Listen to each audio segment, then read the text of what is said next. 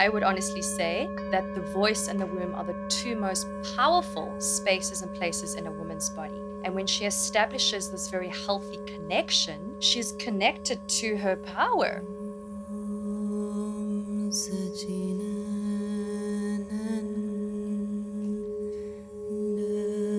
Welcome back to the Pyramid Podcast.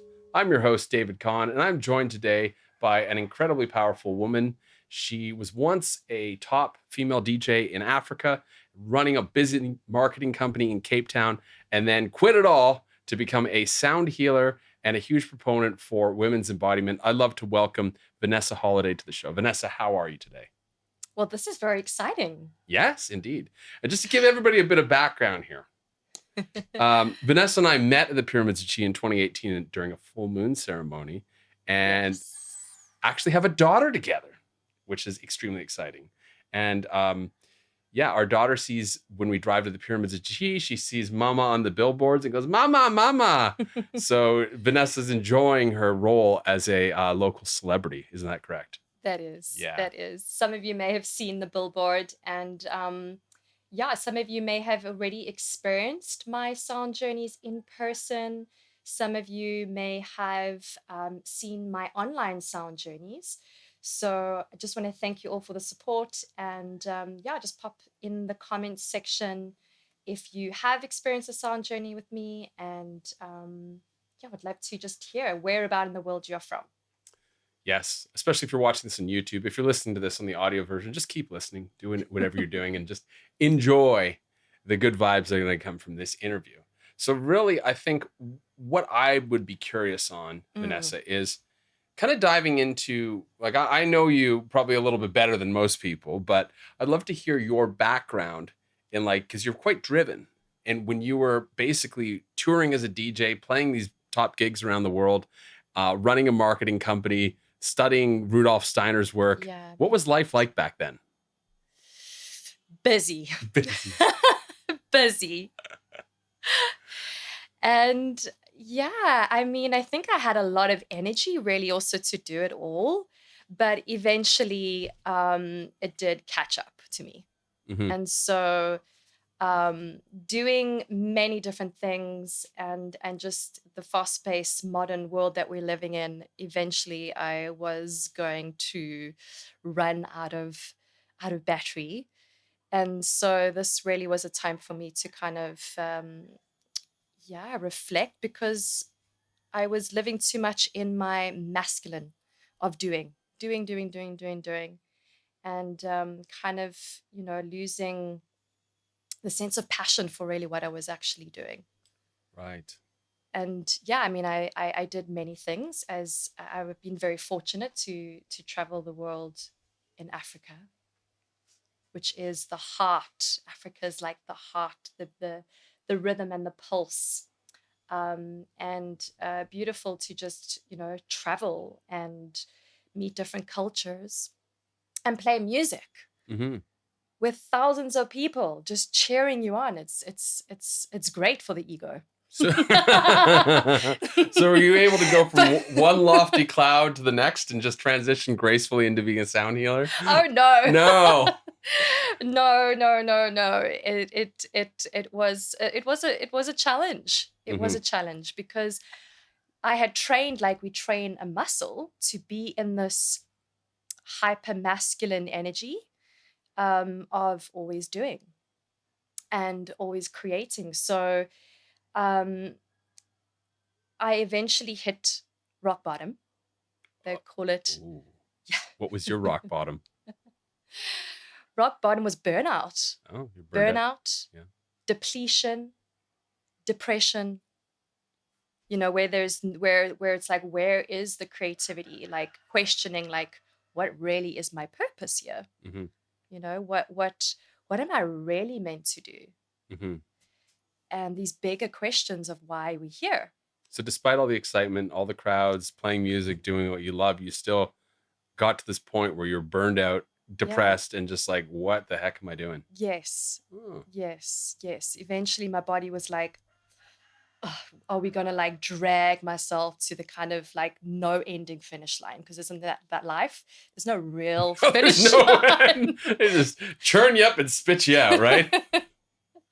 You're done when you can't start when you can't stay up till 5 a.m. playing gigs anymore, right? Yeah, Yeah. yeah, and my whole rhythm and cycle was completely out because I was living by night, Mhm. kind of sleeping by day, but still also running my PR and marketing company that's so deadline driven. I was dealing with media, like everything is a deadline, everything is news, you know. So, um, and yeah, it can get exhausting. Yeah. And so I had to go inwards. Uh-huh. And when you went inwards, where did that take you outwardly? Yeah. So my journey kind of, I knew that I had to make quite of a drastic change, and I did do something quite drastic. So it was I can't actually remember the year now. I think it was 2000. Anyway, can't remember the year, but I decided to put myself into a Vipassana silent 10-day, well, can we call it a retreat? Maybe not. Didn't really feel like a retreat. It felt like a lot of yeah, a lot of hard, a lot of struggle and hard work. Mhm. So I actually had been DJing every single New Year for over a decade, and decided that that year I was not going to DJ. Was finished. That was the end. And I just made up my mind in a couple of days and put myself into Vipassana, silent 10-day retreat. And that was kind of the start to this inner heroine journey. Mm.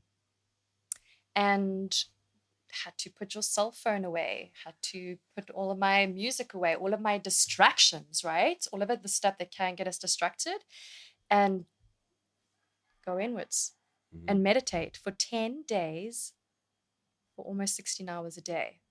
Oof. From someone who was DJing and running a PR business and Sounds going like at you're that. substituting one form of hard work for another.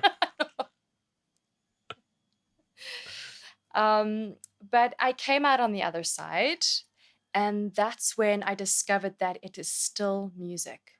It is still music that really ignites my spirit, but I wanted to deliver it in a completely new way that was more in line with nature, more in line with more of my feminine.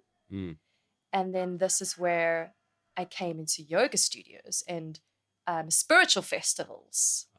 So instead of going, it's now going, oh, Yeah. yeah. So Good I might. substitution. Yeah. So I guess I would say my resonance frequency changed, right? Mhm. From this to more of a. Which is like work, work, work, work, work, work, work, to being which is like rest, show up late for things.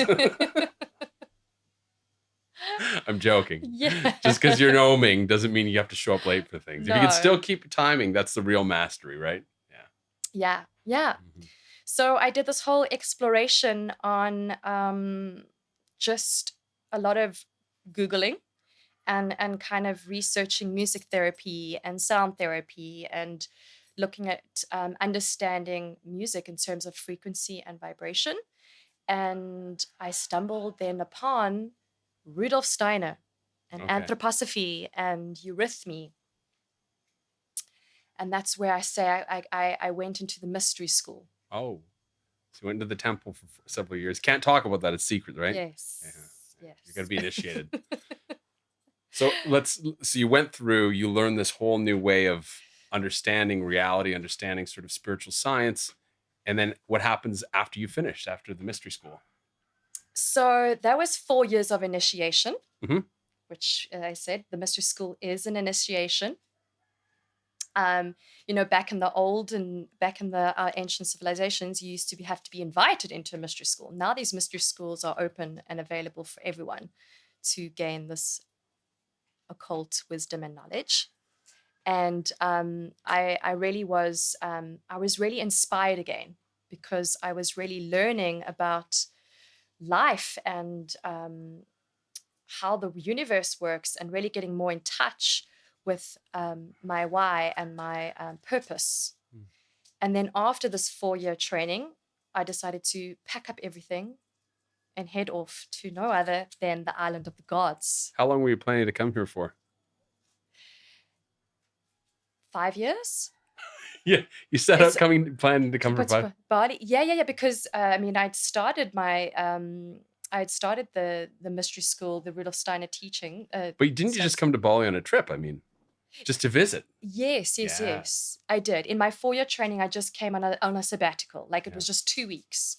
Then when I got home, I thought, wow, when I finish Mm. my studies, I want to go to Bali for 3 months, Oh, which 3 is pretty months. much most people can come on a 3-month, Right. 2 month, 3 months. I'm not actually sure how long it is, but She means 60 days for anyone that's wondering about 60. immigration. 60 days. And well, guess what?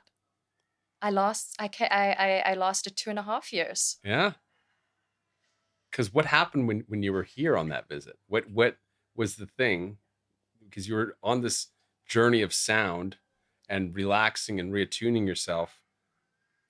Did you find an opportunity or something like that that came across your path that made you want to stay, or made it Yeah. give you the ability to stay? Yeah, I found pyramids. Oh, the pyramids. The pyramids here in Ubud, Bali.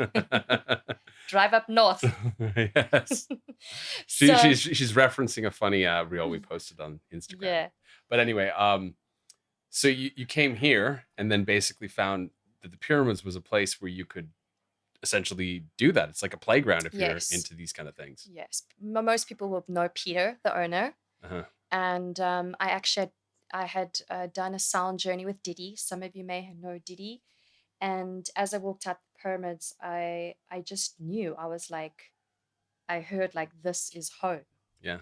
And for some of what I'll share as well is that my entire life, I lived on Pyramid Street. Oh, no way. Yes. I lived on Pyramid Street my entire life. So it was quite synchronistic and ironic that, like, when I came out of the pyramids, was like, this is home. Like, I just knew that this is where I was going to work and create my sound. Wow. It's pretty amazing because, like, a lot of people will go to university, and then after university, it's like they'll get a job somewhere and that's their job placement, their career starts. You went to a mystery school and you come out and your job placement's in a pyramid. It's like the 5D version of what most people experience in their lives, right? Yeah. Yes. But that's a lot of synchronicity. I mean, between living on Pyramid Street, between finishing your studies and just knowing in your heart that you're meant to do this, and then landing in Bali and essentially getting a job here at the Pyramids of Chi. Yeah. Yeah. And I mean, I haven't found something like this anywhere around the world. I mean, let's be honest, Bali is the Mecca for all things spiritual. And I mean, No, I think Spirit needs Peter to build them out. Yes. No one else is going to do it. No. But, you know, it's incredible that, I mean, it really is any sound practitioner's or sound healer's dream, is to be able to make sound every single day. I mean, we have 4 sessions here a day where people can come and meditate and listen to these sound healing frequencies. And they don't need to lug any gear around, because all the instruments are set up in the pyramid, which is really wonderful. It's any sound healer's dream, is to just arrive and then be in your presence and create the sound. Arrive, instruments are already set up, space is clean, bedding's Yes. all ready to go, mandalas of flowers are already made. So- You show up in the incense-filled room and basically do your thing. It kind of feels like you're like at a spiritual music festival every day. It's like the roadies. You know, at a music festival, the roadies have set everything up. Here, the beautiful, wonderful team at the pyramids handle everything. Yes. And people just, practitioners show up. And how does that feel? When You you're really able to do feel that? supported. Yeah. And you can then really be able to really just drop into that sense of flow, right? Into that sense of creativity. Because you can imagine, if you have in the back of your mind that you need to set up this and this and that and get everything organized, you can just really just focus on your art, focus on the healing. And so the pyramids really do it well. You really, really feel supported so that you can actually really be in your art. Mm. And from there, like, you didn't just stop at sound though. There was another element that sort of grew out of this, right? Like you sound almost like it fed your creativity and it kind of did that, but you started to get into more women's work, right? And working more with women. What inspired that? So that inspired through my own personal journey of bringing my feminine energy back online because of living in this hyper masculized way of doing life, having hormonal imbalance and really just disconnected from my womb, really disconnected from my voice. And, there really is this modern epidemic of women not connected to the power of their womb and voice because we're disconnected also from, I can give a whole bunch of different reasons. Some of the reasons is that we've disconnected from our cyclical nature, cyclical rhythms as women. And so this really invited me to journey into womb wisdom. Mm. Now, what, I mean, this, if you live in Ubud, is a concept you see a lot of, right? If you're in certain spiritual circles nowadays, there are there's such a growing awareness of women reconnecting with this energy. However, if you're listening and, maybe you came to visit or something, it's almost like you don't see this anywhere else. It's like it's either really in these pockets like Ubud and that type of thing happening because it is so powerful and potent. Even as a man, I can see sort of the changes in women when they engage this. But just for the people that are listening that might be new to this concept, it's like, why would women want to engage that womb wisdom? Like, what's really the nectar that they get from that experience? Wow, like, really just, the connection with your womb is the core of a woman's being. We all came through, men and women, we all came through the womb. It is the portal of creation in a woman's body. I would honestly say that the voice and the womb are the two most powerful spaces and places in a woman's body. Mm, And when she establishes this very healthy connection, she's connected to her power, right? We can mm, birth and create life, grow life, whether we want to have, whether we want to birth physical children into this world. It's the same creative process of whether we're wanting to birth a business or birth a book or an album or your art piece, whatever that may be. That creation process of being really connected to your life force energy, which mm, is from the womb. And then the form of expression of how we express ourselves in the world is through the voice, through the larynx, through our words. And very much when we have this beautiful, healthy connection, not only is our hormones, the feminine hormones, balanced, we have better sleep, we have a deeper clarity on our purpose, and we're able to express that in more of an aligned and integrate way. And we just feel more in our bodies as well. mm, When you feel, even if you just feel your body and you just drop your sense of gravity down, even men, just drop your sense of gravity into your pelvis and into your hips. There's a stronger sense of grounding and connection in the body. And what we've done over these last 4,000 years is all of us have ascended and we live more in the mind. This is where we occupy a lot of more of our consciousness. And we really are being called to anchor ourselves and live more in our pelvis, even men. You don't need to have, men obviously don't have wombs, but we need to feel more grounded and live in the lower regions of our body, not to dismiss the mind, but really to bring this body mind connection together. Otherwise, we just, you know, you can kind of see when someone's just speaking yeah, where and there's just a floating expressing head. and they Yeah, you go to Yes. a university, you see lots of that. Yes. You look around, all the professors are like, wow, these are brilliant minds and floating heads. Yes. Yes. You can feel that. You can really feel when, and this is really good speakers, is when they really have that sense of embodiment. Yeah, And embodiment even like most of our ways of expression is actually all nonverbal, right? right. And you can really feel when somebody has really embodied their purpose, their visions, their creation, their story, and it's integrated. It's easy to see that be expressed Mm. then versus when we're just speaking from the mind. Yeah, absolutely. So essentially, embodiment is where you show up more fully, and in a way, you're more potent in the world too, right? So you can actually create the things that you want to with greater ease. I'm I know from experience when your half-heartedness can come from when the mind thinks something's a good idea, but your body's not really behind it, or your heart's not behind it. Yeah, Yeah. exactly. Yeah. What came through is that we can't think our way out of something, right? Mhm. So a lot of people focus on the mind as a way to to focus on our thoughts, but we also need to have the body part. Mhm.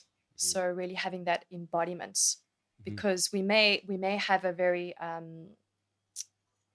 fixed mind that's coherent, and we're saying I feel safe, but the body might be saying I don't feel safe, Right. and then there's body mind disconnection. Yeah. So we cannot think our way. No amount of positive affirmations, no amount of reading books and getting that positive mindset is going to actually really get you out of your habitual patterns. Mhm. You need to go into the body. Yeah. That's where the imprints lie, is on our nervous system. Mhm. So that's where we really need to bring this body mind connection together and really work on the body level. Mhm. And when you work with women, then by connecting their womb and their voice, you're really getting them into the body, really getting them connected to Yes. these extremely important. Would you also include the heart in there as well? Yes. So the heart really is the bridge, Mm. right? So we start with the womb of the seed. So we plant our seeds, our visions, our dreams, our creations, our babies Yeah. in the womb. That's where they manifest, Yeah. right? That's where they start to develop. And I always say we need to have the rich, fertile soil within our wombs to really plant these. And so we need to go and pick out the weeds. And the weeds is like working with our ancestral imprints. What did we take on from our mothers? Mhm. You know, um, working with our blocks and taking out the weeds, and so that we have that beautiful, rich, fertile soil to grow and birth our creations. And so then um, they move up, right? And then they move up into the heart, and the heart really is the alchemical process of imbuing your visions, your dreams, your creations with that love, with intention, right? And then it comes out through the expression out into the world, into the physical manifestation. Mm. So the heart, yes, is really the doorway that really just imbues those creations with intention and with love. Wow. This sounds like quite a powerful path for women. It's funny because I heard probably the only man that's ever seen one of these like sessions taking place. And guys, I Oh, got the yes. inside thing. So the camera guy and the camera team, they were men, and they were filming Vanessa doing this, and he comes up to me after, the guy's like wide-eyed, and he's just like, I just can't believe what I saw. It's like there's just so much power. She was like the puppet master of these women, and they're all just like the sounds that came out, like it was primal, Yeah, right? yeah, Yeah, like it gets I shouldn't say the whole thing was primal, but there is a quality deep within the womb that can't be understood intellectually because it rests so deep within maybe our genetic history that's its origin, right? So it comes out with this ancient form of power. That's what he was, I think, trying to say in his stupor. Yeah, it was. Yeah, I mean, I'm sure most men would love to be in on a women's circle. You know what goes down in our women ritual circles um, would leave many men Yeah. in awe. Half the population is doing something behind closed doors that you'll never see. And men are just watching, scratching their heads and watching sports. Well, this is great though, isn't it? Because these circles and these gatherings of women, when they reconnect in this way, it gives them a lot of self-confidence. It heals those elements of their self-worth, maybe, or not believing in themselves or not operating properly, that causes so many even physical health problems from what I've seen. And I can comment on what I've observed because I've been around you know, conscious communities like Ubud for a great number of years. So I've seen the transformation in people. I might not have lived through that as a man, but I have at least observed that. And I've Mhm, seen that even in your journey too. mhm, mhm. And I believe too, like a couple years ago at this, you were a little bit more kind of floaty, spiritual, and now you're becoming really like grounded and practical with this. Do you see that element of practicality and that element of accessibility being quite important for this? Yes, exactly. Um, I very much found in my work now is really balancing what I would call, this the masculine with the feminine.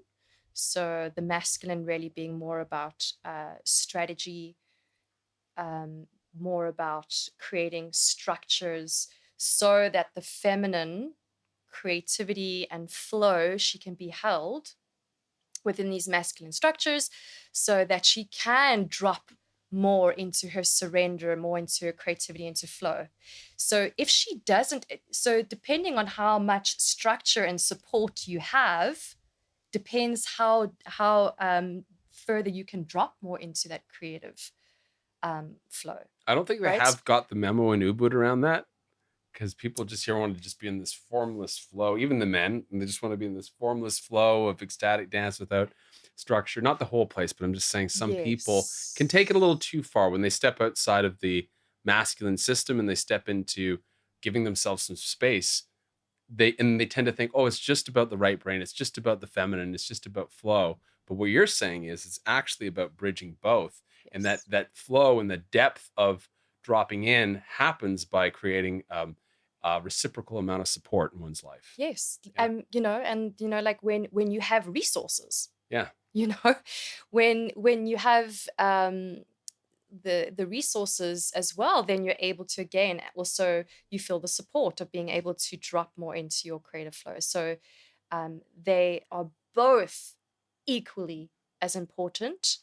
And in my life, I went first very into the hyper masculine. Then, yes, I did go and drop into the very more hyper feminine, and then really was able to kind of find regulation and balance between both. yeah. And often, right, we can often maybe slip a little bit more into the yang, which is this masculine. Maybe we drop a little bit more into the yin. And it's just really about finding this sweet spot. Right. And I For guess women's circles, you're going to be a little bit more in the yin. If you're a coach and you're doing your launch, you're going to be a little bit more in your yes, masculine, right? yes, Yeah, yes, yes, exactly. yeah. It's such a basic and simple principle, but and it's been there all along in every religion and every tradition. It's in so much spiritual imagery, but it's basically a balance of these two primal polarities. However, if you're hearing this a lot of the time and you live in the Western world, we are so imbalanced into the masculine, we don't even have a concept of what that feminine flow is like. Or if we do, it's sort of like this idea of like a diva and she just goes around and everything's kind of taken care of for her and she just has all the nice, Gucci handbags and you know, champagne and that type of thing, which is more of a materialistic version of that. Mm-hmm. Mm-hmm. Um, I think this is what a lot of women struggle with, is that we haven't necessarily had the um, the imprint of what it actually feels like, because we probably haven't, that hasn't been demonstrated to us. Hmm. We're actually all just learning this all together. Really, all of us, the whole of humanity is looking at how bringing more of a healthy masculine and healthy feminine approach to life and balancing it within themselves, Mm. right? And so this is what women struggle with, men as well. But we have trained ourselves like we train a muscle to live more in this masculine, dominant energy of doing life. Hmm. It's this focused on this linear time, the next thing, the next thing, the next thing. And the feminine really is more about this, tend to leaning back into the moment and really allowing life, allowing the moment to meet you Hmm. and the intelligence of that moment to move through you. So it's both of them just important, but I really think we need to be discerning in terms of really balancing both of them. Yeah. It's interesting about linear time because our consciousness never experiences time linearly, right? I use the example of there's a Brazilian rite of passage where you stick your hand into a glove of bullet ants, and it's supposed to be one of the most painful things in the world. And you have to do it for a minute. But I'm sure if you stick your hand into that painful glove, that minute feels like an eternity. Likewise, when you're having an engaging conversation with an old friend and you're really in the flow of it, it's you look at the time and it's like, oh, Hmm. the restaurant's closed and I missed my bus and it's 3 hours later, and it kind of went by in an instant, right? And so these are examples of when our consciousness is sort of stepping out of that clockwork like society and that clockwork way of working, and they're entering into more of a flow. And so these are indications of a flow. Yes. Yeah. And you know what? People in the pyramids have shared this experience as well. So often when I'm playing the gongs, the sounds, and it's about an hour journey, most people will say to me, "Are you sure you played for an hour?" Because it felt like 10 minutes, Wow. right? And that's because you're so immersed in frequency, in vibration, which is the very beginning, the primordial sound of which everything came through. We almost go back home. We're in that space Hmm. where there is no time and space. It just is that pure presence. Wow. So people experience that in the sound journeys where 60 minutes feels like ten minutes. Do you find that as well when you're gathering with other women and you're doing your type of work, that time also goes by like it feels like 10 minutes? Yes. Yes. Anything creative. Uh-huh. We any creative process, Yeah. we lose that sense of that time and space just dissolves. So if there's women listening to the show right now and they're listening to this and they're very intrigued by what you're saying, what would be your recommendation for them to start down this path of, deeper embodiment, of moving more into their feminine, of getting out of that hyper masculinized way of working and Mm-hmm. operating, not just working, but living Mm-hmm. essentially? Mm-hmm. Um,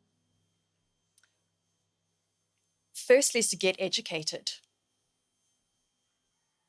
So a lot of women actually don't really fully understand how their body works, right? So you are really in your power when you understand your body. And I'm talking about the anatomy, how your body works, the physiology, your nervous system. You need to know how this body works. We were given a body. We Mm-hmm. have to actually know how it works. Mm-hmm. So much of my work is very much around education. So, really providing women with revolutionary education on how the body works. You won't get this in school. You will not hear about this in university. Not even the yogis are talking about it. Oh. um, because um, and then the other part is what I call the soma. So then we let go of the mind connection, the understanding of concepts, how the body works, and then we let that go, and then we move into the body, into the nervous system, and we start rewiring our nervous system and our nervous system imprints. So I actually run workshops, monthly workshops around the voice and womb connection. You do that here at the pyramids. Yes, I do that here Oh, once a month at the pyramids. I actually have one this Saturday coming up as well. Um, and I also host them online. And this is revolutionary education of sharing this wisdom. I'm so amazed is that um, this is still new for a lot of women, how physically the voice and the womb are connected. wow. Yeah. Yeah. So cool. So, yeah. Yeah. It's the way you speak about it with so much passion, and you bring in the understanding as well as the somatic experience of it. I can see you're also bridging that left brain and right brain in a way that creates that locking in. Mm. Yeah. I mean, exactly. The masculine, the feminine, you know, we can even look at the nervous system, our sympathetic nervous system, the parasympathetic nervous system as well. Like everything's about bringing this union of balance, because a lot of women as well are struggling because we live in our sympathetic dominant nervous system, and the sympathetic nervous system is of that of fight flight. It's about Hustle. hustle. But what happened, the problem is if we get stuck there. So we get stuck in that in that nervous system, we get stuck there, and that's when chronic illnesses, burnouts, fatigue, etc., can happen. Right. Right. And so we need to access this parasympathetic nervous system, which I say is more of the yin, more of this feminine embodiment. And it's the parasympathetic nervous system where deep healing and transformation can take place, where you can do the rewiring of your nervous system imprints. And we need both, Yeah. right? If some people can get stuck in their parasympathetic nervous system and then they become lethargic and then they cannot get up in the morning. Yes. You can get too yin. Yes, you can. Doesn't want to So, get off the couch. no, doesn't want to get off the couch. That's like the gamer guy, right? Yeah. It's like his girlfriend comes home. Honey, did you clean the house? No. Playing video games. I don't want to move. Yes. Yeah. Yes. So yeah, this work is powerful, and it's still fairly new, fairly still cutting edge, and it's one of the most powerful journeys a woman can go on. Wow. Is really that when she goes within to connect with her womb, which is the creation portal of creation, and her voice, so that she can express her desires, her needs. Well, I don't think we can really go any deeper than that, right? That is sort of the depth of it, especially for women. Yeah. So I think And that's, yeah. Is there anything else you yeah, wanted to I add to just that? also lastly wanted to share is that this work is also very powerful when we do it in community. So another thing that women are struggling with is this lack of community. With this loss of community, right? Because we've kind of moved into more of these like nuclear families. And where we may rely on our partners to be our everything.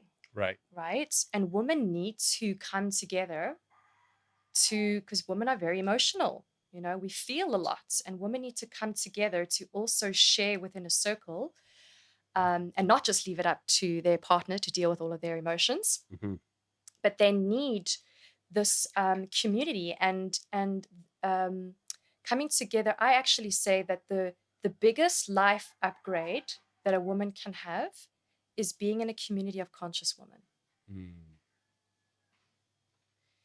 So very, very powerful. And not only that, coming into group, you can co-regulate. There's coherence, co-regulation, co-regulating nervous systems, and the transformation of what women can do together in a group is far much more than when you do it on your when you do it on your own.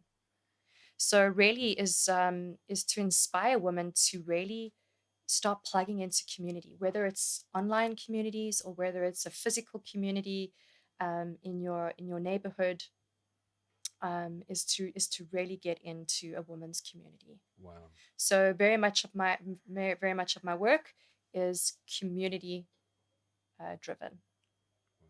And if women are listening to this and they want to find out about you, you're on Instagram, right? I am on Instagram, Mm-hmm. so it's at she SHE is sound. Yes. She is sound. ISSOUND. You can find out about Vanessa, more about her work and what she does at the Pyramids of Chi by following her on Instagram. Also, the Pyramids of Chi. If you follow us on Instagram, you'll see we have her face plastered on the the grid plenty of times because she does so many wonderful offerings around here. So thank you very much for joining the Pyramid Podcast today. It was lovely to listen and have you open up about these depths of creation that's possible. And I'm sure Yes. there's at least one inspired woman out there right now. Yes. Yes. Yes. Yes. We need more women connected to their wombs, to their voice, to their authentic expression. Thank you. Yes.